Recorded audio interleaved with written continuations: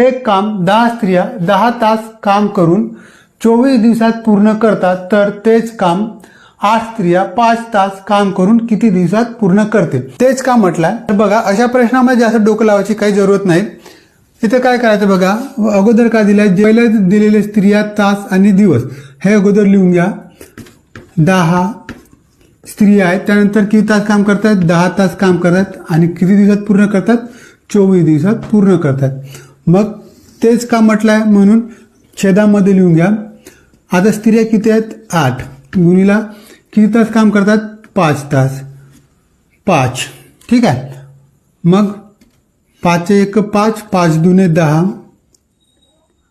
आणि 8 एक 8, 8 दुने 16 आणि 8 त्रिका 24. मग राहिले किती? तर 2 गुणीला 10 गुणीला 3. मग 10 एक 10, 10 दुने 20, मग 20 गुणीला 3